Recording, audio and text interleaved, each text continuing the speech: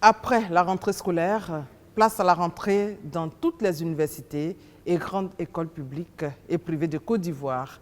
Le ministère de l'Enseignement supérieur et de la Recherche scientifique annonce des réformes et des innovations pour une rentrée universitaire unique. Nous sommes donc dans le Temple du Savoir. Mesdames et messieurs, bonsoir.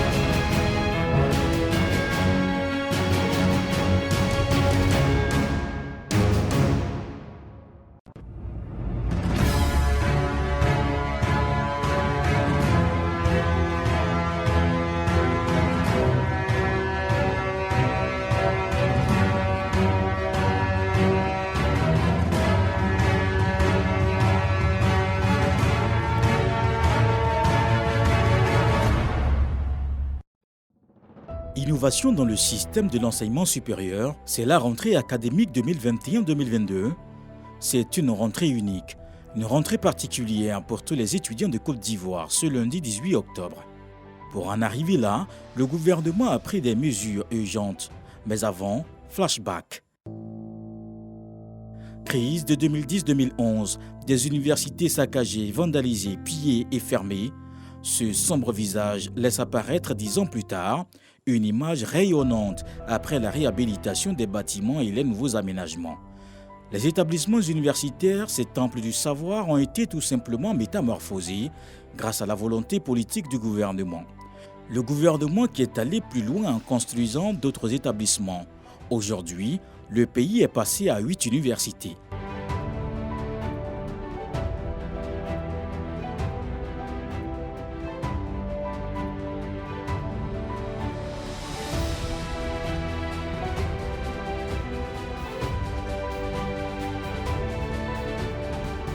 Pour réaliser ces infrastructures qui font la fierté des étudiants et des Ivoiriens, le gouvernement a débloqué la somme de 100 milliards de francs CFA pour la réhabilitation des 2 universités d'Abidjan, Cocody et Abobo, sans oublier celle de Bouaké au centre, Korogo au nord et Daloa à l'ouest, à l'intérieur du pays, dont certaines d'entre elles ont changé de nom.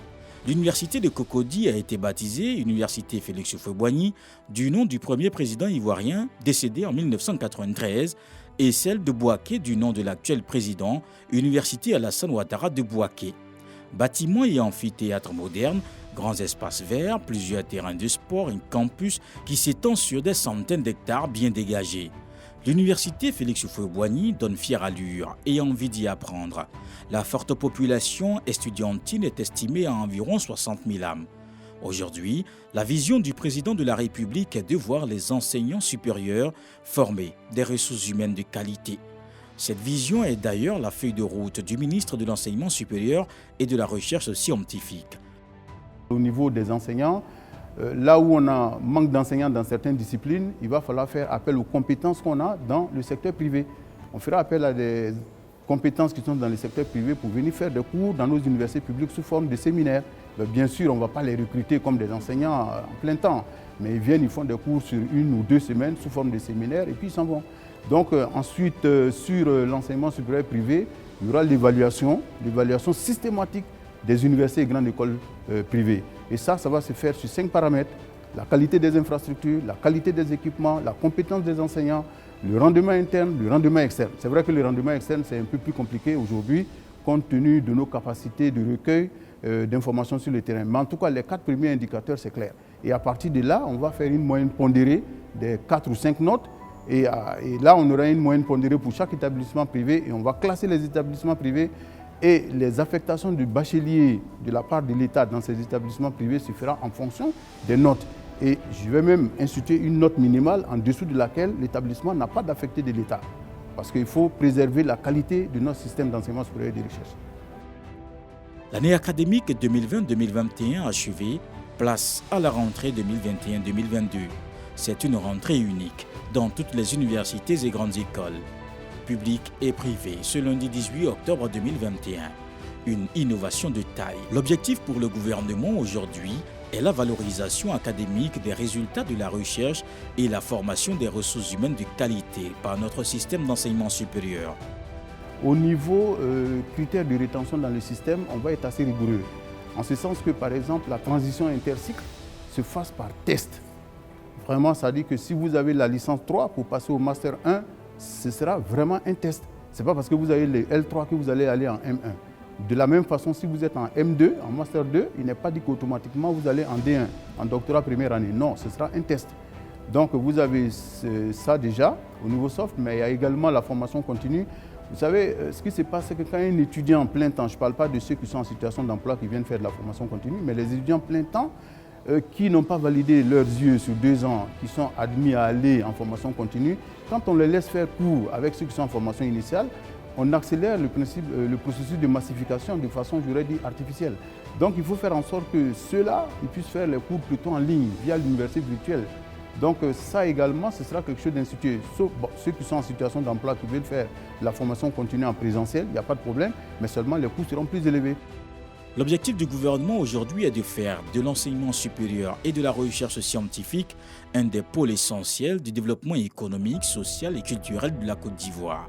Pour cela, le ministère de l'Enseignement supérieur et de la Recherche scientifique a été instruit de mettre en acte cette vision dont les actions majeures concernent la gouvernance et des innovations, notamment sur le plan de la formation, le découpage de l'année universitaire 2021-2022, la fixation des dates des inscriptions à l'examen BTS et les opérations de dépôt des dossiers physiques ainsi que l'enrôlement biométrique des candidats au BTS, l'ouverture de l'université de San Pedro, la remise d'arrêtés d'homologation aux fondateurs d'établissements privés, l'ouverture officielle d'un guichet emploi à l'université Jean-Laurent-Guédé de Daloa et l'ouverture depuis 2017 de l'université virtuelle de Côte d'Ivoire avec la filière informatique et sciences du numérique et celle de Mans avec 2 filières, mines et énergie.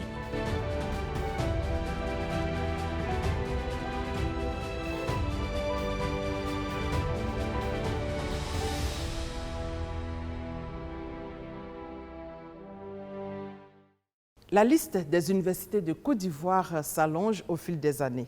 Aujourd'hui, le pays est passé à 8 universités. Focus sur l'université de Mans, ouverte en 2017, avec 2 filières, mines et énergie. Cap sur l'université de Mans. Il y a 5 ans, à plus de 600 km d'Abidjan, dans l'ouest de la Côte d'Ivoire, sortait d'entre les montagnes l'université de Mans, en abrégé l'UMAN. Elle a été construite sur une superficie de 322 hectares. L'université de Mans est une institution universitaire polytechnique qui offre des formations en mines, géologie, matériaux, tourisme, mécanisme, agriculture. Les cours sont dispensés de manière efficace. On arrive à mieux assimiler les cours avec les professeurs qui expliquent bien. Et puis lorsque nous arrivons, l'université de Mans met à notre disposition des tutorats. Au cas où nous ne comprenons pas certaines choses, on arrive à les approcher pour qu'ils nous expliquent. Cet établissement s'inscrit dans le cadre d'un vaste programme de décentralisation des universités. Depuis sa création, l'Université de Mans est partie déjà d'abord d'un tronc commun en sciences et technologies et d'un tronc commun en mines et géologie.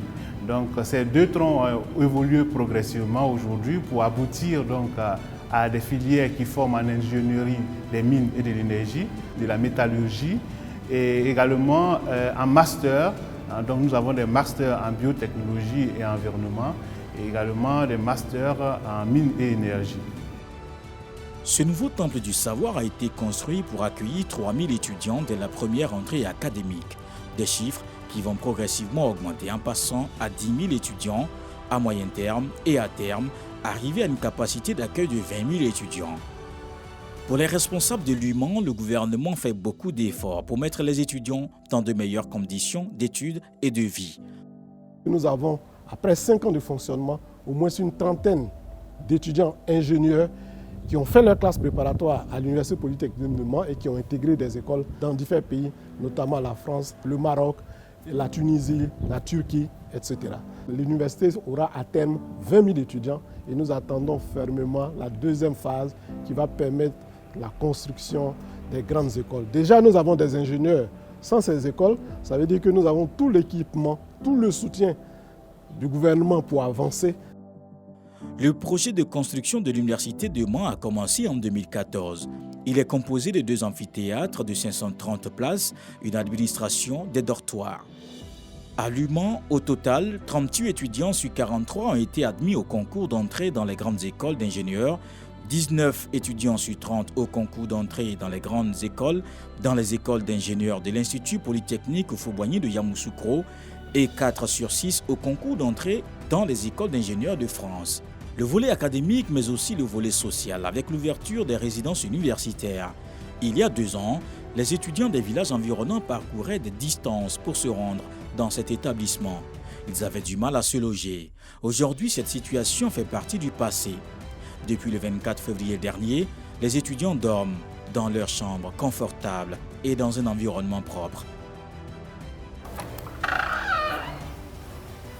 Bonjour, je voudrais vous présenter une des chambres de l'université de Mans. Moi, je me nomme Koukoula Assama Karine et je vous présente ma voisine de chambre qui s'appelle Traoré Rokia. Elle est élève en tronc commun BGM, elle passe en L2. Moi, je place en prépa 2. Nous avons été orientés ici. Nous étions en ville qui se situe à 12 km de l'université. Et vraiment, les chambres là-bas c'était vraiment cher. C'est pourquoi nous avons postulé pour la cité. Et par la grâce de Dieu, nous avons eu accès à une chambre. Ici, nous avons tout à notre disposition. Nous avons des placards, une table, un lit, une douche. En fait, tout est bien, quoi. Tout est parfait. Tout est parfait. En tout cas, c'est bon. À l'université de Mans, c'est du top. Ce sont 3 bâtiments de 4 niveaux, R+3, d'une capacité de 597 lits, dont la construction a été entièrement financée par le gouvernement ivoirien, qui a été mis à la disposition des étudiants de l'université de Mans à travers le CROU. Il existe aussi des chambres pour personnes à mobilité réduite, un centre de santé, des salles d'études, salles communes, la buanderie, un restaurant, des infrastructures sportives et un car pour le CROU. Pour le directeur général du Centre régional des œuvres universitaires de Mans, c'est une satisfaction. Et pour les étudiants, c'est le début d'une nouvelle vie, un ouf de soulagement. Tout cela mis à notre disposition, c'est vraiment une bénédiction pour nous parce que venir de la ville, c'était vraiment difficile. Déjà à presque 12 km de l'université, les parents vont débourser le transport, l'argent de la nourriture, tout ça. Nous-mêmes étudiants, vraiment conscients, nous voyons que c'était vraiment difficile. Donc la cité est vraiment pour nous une bénédiction. L'université de Mans est bien dotée. En effet, 597 lits pour 1386 étudiants, cela donne à peu près un lit pour 2 ou 3 étudiants, selon les responsables, qui relèvent quelques attentes, comme dans toutes les universités de Côte d'Ivoire. À 425 km de Mans se trouve l'université de Bouaké, l'université Alassane Ouattara. Cet établissement est issu d'un des centres universitaires créés en 1992, dans le but de décongestionner l'Université nationale de Côte d'Ivoire. C'est en 1995 que le centre universitaire de Bouaké devient une université autonome et prend l'appellation d'université de Bouaké. Cette université a été installée sur 2 sites, à savoir le campus 1 qui abrite à ce jour les UFR notamment de sciences économiques, de droit et développement et le campus 2, UFR communication et société. En octobre 2002, à la suite de la crise politico-militaire ivoirienne, l'université de Bouaké a été délocalisée à Abidjan, la capitale économique du pays. Elle restera fermée pour travaux de remise à neuf pendant près de 2 ans, après la crise ivoirienne de 2010-2011. En septembre 2012, après avoir été renommée du nom du président de la République Alassane Ouattara, l'université de Bouaké rouvre ses portes. Après plus de 9 ans, du travail a été fait. Il y a eu énormément d'améliorations. On a vu naître seulement il y a une année le département de sciences politiques, le département de maths info, les sciences de l'éducation. Voici les nouveautés que l'université Alassane Ouattara connaît. En ce qui concerne le département de sciences politiques, il vient compléter la liste de départements qui existait déjà au sein de l'UFR droit, notamment le droit public, le droit privé, l'histoire du droit. Et la science politique est le nouveau-né Et ce département a pour ambition d'étudier les phénomènes politiques, d'accompagner les politiques publiques à travers la recherche et de guider l'action publique à travers la formation d'une génération de politistes de qualité qui soient au service de l'État. L'université est également dotée d'une chaire UNESCO qui depuis 11 ans fait la promotion de l'éthique et la bioéthique. Nous avons conçu différents programmes de recherche, notamment le programme sur les rituels funéraires et épidémies qui a été mis en place suite à Ebola. Il s'agissait d'apporter de la réflexion science sociale pour comprendre la problématique Ebola et nous avons prolongé effectivement ces réflexions avec la pandémie Covid-19. Il y a également le programme sur la violence des jeunes, notamment avec le phénomène des microbes qui a été mis en place ici à la chaire. Et vous êtes proche de l'actualité, la problématique du viol a fait l'objet également de réflexions ici à la chaire. Et d'ailleurs, nous avons l'une de nos chercheurs associés qui actuellement est sur le terrain pour expliquer ce phénomène-là. Après Bouaké Yamoussoukro, la capitale politique de la Côte d'Ivoire, après 2 heures de route, nous sommes à l'INPHB, l'Institut national polytechnique Houphouët-Boigny. C'est un ensemble de 6 grandes écoles ivoiriennes. On a donc l'INPHB Sud, l'INPHB Centre-Est, l'INPHB Nord. On y accède par voie de concours pour être formé notamment en agronomie, en commerce et administration des entreprises. On peut citer aussi l'École supérieure des industries, l'École supérieure des travaux publics, l'École doctorale des cadres et l'École supérieure des mines et géologie. Justement, en plein cours, professeurs et étudiants parlent de l'effondrement des immeubles. Cas pratique. Nous sommes en train de faire le cours de résistance des matériaux, communément appelé la RDM. En quoi consiste ce cours? Ce cours consiste au dimensionnement, c'est-à-dire les calculs des éléments de structure que nous avons dans les ouvrages de génie civil. Donc les ouvrages de génie civil, vous avez le bâtiment, vous avez les ponts, vous avez toutes sortes d'infrastructures de génie civil à calculer. Qu'est-ce que nous faisons en ce moment? Nous formons les élèves afin de calculer ces structures-là pour ne pas que ces structures s'écroulent. L'INPHB, c'est 4 admis à l'X Polytechnique en France, 23 admis à l'ESTP de Paris, 14 à l'École centrale de Casablanca. L'Institut prépare les meilleurs bacheliers aux concours nationaux et internationaux. Il y a sur place des étudiants ivoiriens et étrangers.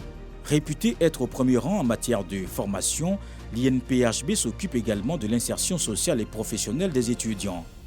Je suis présentement en MP Étoile.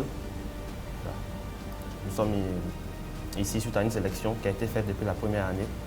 Voilà. Et nous sommes principalement formés pour intégrer l'École polytechnique de Paris. Bon, depuis mon entrée ici, vraiment, j'ai été vraiment très bien pris en charge, notamment par les enseignants, par le cadre pédagogique déjà, voilà, au niveau de l'école. Et je peux dire qu'au niveau de la qualité de l'enseignement, nous sommes bien formés. Il faut dire que cette classe est constituée des meilleurs élèves de la MPSI 1 qui ont été sélectionnés sur la base de leurs résultats à partir du premier semestre pour en faire une classe toute particulière, toute spéciale, dans laquelle les élèves vont être formés pour être des candidats valables aux différents concours qui devront passer en 2e année, notamment au mois de juin-juillet. Et la particularité de ces classes, comme vous l'avez constaté, elle est constituée de 35-36 élèves, ils ne sont pas nombreux, pour qu'on puisse faire un encadrement de proximité. Malgré ses nombreux mérites, l'Institut polytechnique Houphouët-Boigny a des attentes. Pour cette année académique, ce sont 670 jeunes bacheliers qui ont minutieusement été choisis parmi plus de 7000 candidats. Le plus grand défi ici actuellement, c'est la capacité d'accueil. Voilà, il y a plusieurs étudiants qui ont la possibilité d'intégrer cette école. Donc construire encore des bâtiments pour les loger serait un atout. Donc c'est le plus gros problème ici actuellement à l'INPHB, la capacité d'accueil des étudiants. Nous avons des salles de classe, beaucoup de salles de classe qui peuvent contenir beaucoup d'étudiants. Donc il ne faudrait pas se limiter seulement qu'à 3000 étudiants par année. Yamoussoukro, après 233 km, nous sommes à Abidjan. Dans la capitale économique se trouve la plus grande université du pays. Il s'agit de l'université Félix Houphouët-Boigny, située dans la commune de Cocody. Il est établi dans un campus de 200 hectares. L'université fut dans les années 70 à 80 très réputée en Afrique de l'Ouest francophone pour ses nombreuses facultés. En son sein, l'atelier de génie mécanique du laboratoire de technologie de l'UFR des sciences, des structures, de la matière et de technologie. L'atelier est spécialisé dans la construction et fabrication des pièces industrielles. La formation en sciences de l'ingénierie des étudiants. Une visite des lieux.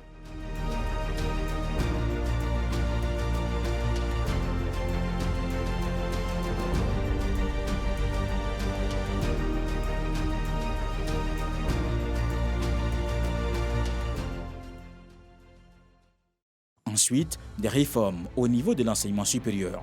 Des réformes qui vont s'instaurer, je commencerai par tout ce qui concerne peut-être le hard, ensuite on parlera du soft. Alors en matière de hard, il faut savoir qu'on va développer très bientôt ce qu'on appelle des instituts universitaires de technologie, question d'orientation même de nos systèmes d'enseignement supérieur et de recherche scientifique pour faire en sorte qu'il y ait cette adéquation formation-emploi tant recherchée. Bon, et ça va passer donc à travers un certain nombre de réformes telles que l'érection des DUT, ce qu'on appelle les instituts universitaires de technologie. Là, il s'agira de former des étudiants sur des cycles courts via ce que j'appelle des licences professionnelles, tout simplement.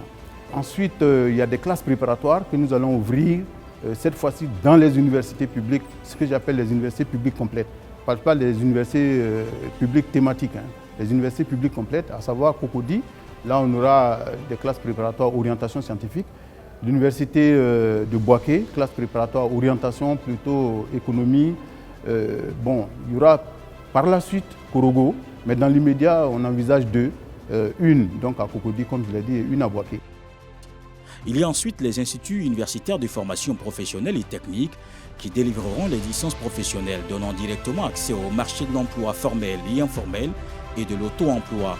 Ces futures structures intra-universitaires, véritables vecteurs de lutte contre l'inadéquation formation-emploi, sont d'autant plus importantes que selon les dernières statistiques émanant du rapport d'État sur le système éducatif national, le RESEN 2016, pour 34 000 étudiants sortant de notre système d'enseignement supérieur en 2013, seuls 9 900 emplois modernes, publics et privés réunis, étaient disponibles, soit un emploi moderne pour plus de 3 étudiants sortants, relève le ministre.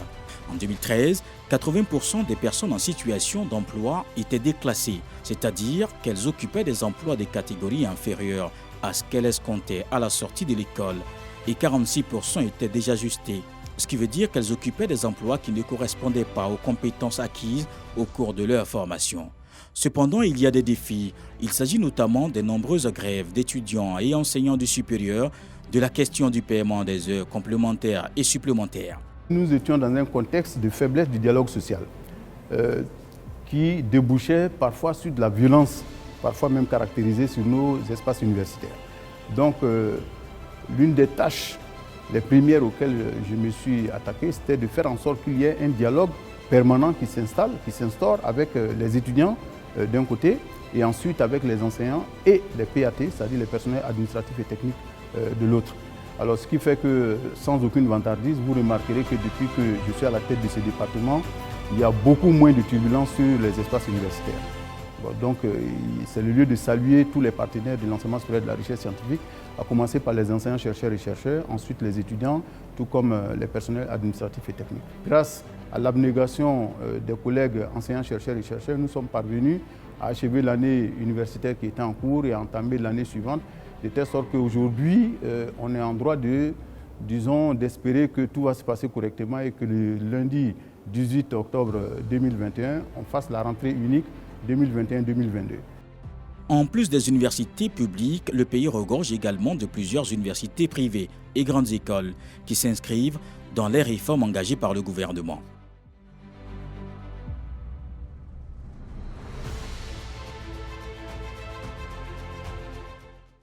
C'est la même innovation pour les grandes écoles qui débutent les cours à la même date, ce qui n'était pas le cas dans les années antérieures. Regardez. Cocody 8e tranche. Dans cette grande école, on s'active pour la rentrée unique du 18 octobre, comme dans toutes les universités.